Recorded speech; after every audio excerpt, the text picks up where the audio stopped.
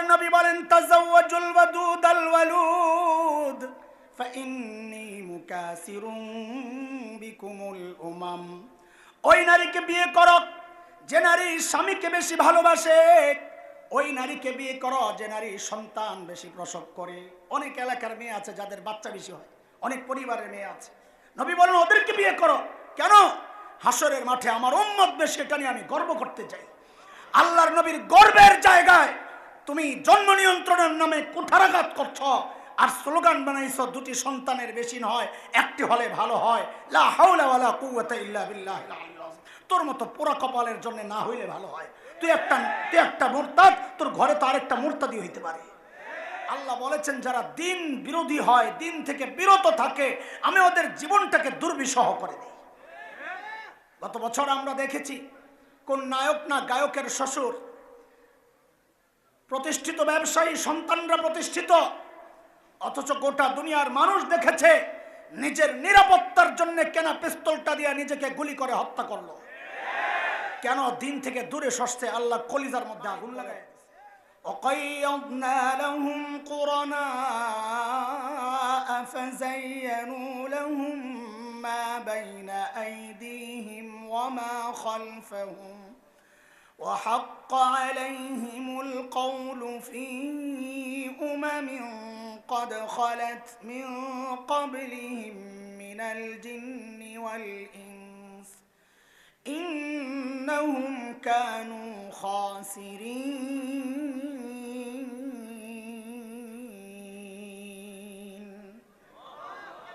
আমি আয়াতের তর্জমা করব না, আমার সামনে অনেক কথা আছে। আমি শুধু বুঝাইতে চাই এই আয়াতে আল্লাহ কি বলতে চেয়েছেন। আল্লাহ বলতে চেয়েছেন বান্দা, শয়তান তোমাকে ধোঁকা দেওয়ার ক্ষেত্রে এই একটা পদ্ধতি গ্রহণ করবে, সেটা হচ্ছে সে হারামকে তোমার সামনে সাজায়া দেখাবে, শোভনীয় করে দেখাবে।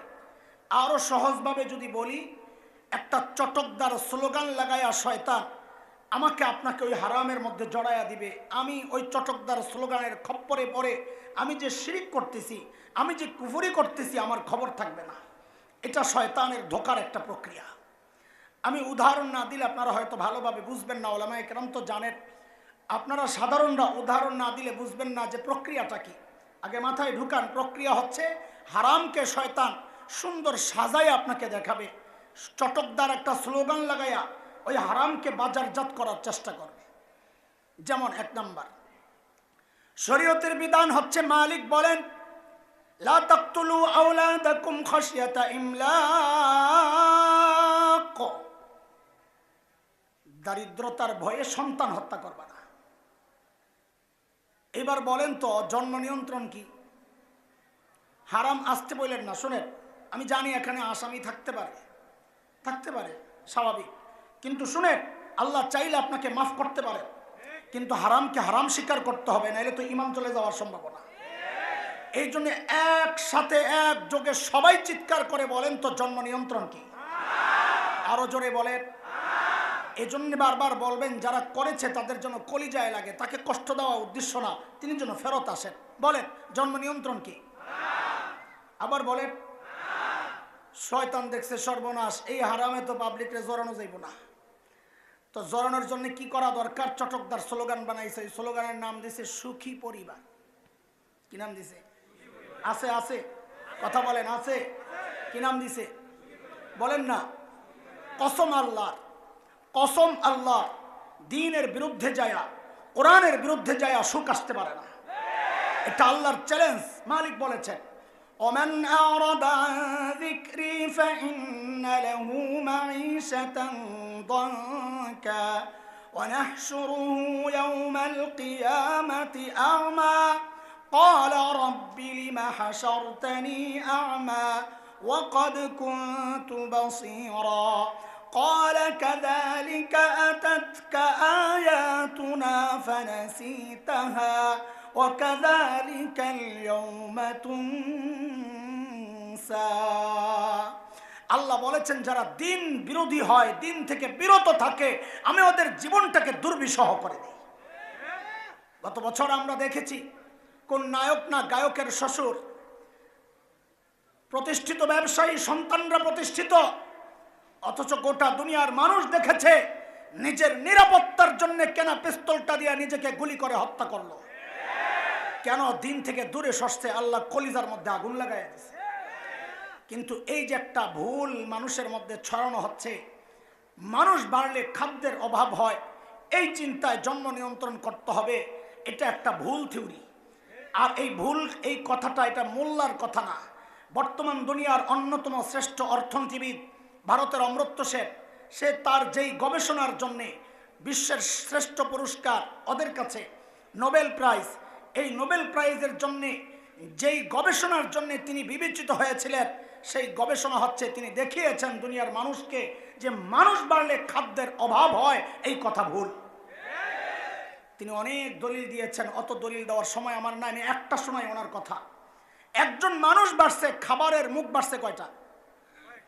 কয়টা খায়? কয় মুখে খায়? সোজা কথা কয়টা বাড়ছে?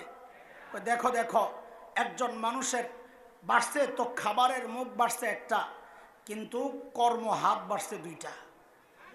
তার মানে কি? খাওয়াইন না একজন, কামাইন না দুইজন? বলেন সোজা কথা, বলেন খাওয়াইন না একজন।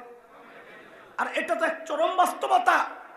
এই যে আঙ্গুর দেখেন, 30 বছর আগের খবর লন মুরব্বীদের কাছ থেকে, এই আঙ্গুর নাস্তার আইটেম ছিল না, এই আঙ্গুর ছিল রোগীর খাবার। বড় বড় বাজার ছাড়া আঙ্গুর পাওয়া যাইতো না। দুই পোয়া, আধা পোয়া, 1 পোয়া আঙ্গুর কিনা কাগজের ঠোঙ্গাইলে হসপিটাল যাইতো মানুষ রোগী দেখার জন্য। আর আজকে টঙের দোকানে কয়েক কালারের আঙ্গুর মনকে মন ঝুলতেছে। কথা কন ঠিক কিনা? এরে পোলাবাইন, তোরা কইলে তো বিশ্বাস করবি না। মুরব্বীরা জানেন, বাড়িতে মেহমান আসলে ওই ঘরের চারদিক দিকে জাল পাইতা ছোট্ট মুরগি একটা ধরতো, মনে আছে?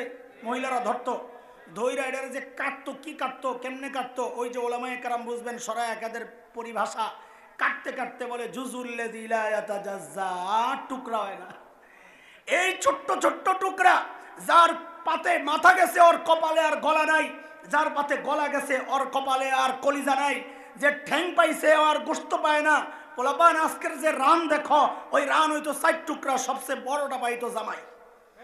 কথা ঠিক, কথা ঠিক। খানা বাড়ছে না কমছে? এ কথা বলেন, খানা বাড়ছে না কমছে?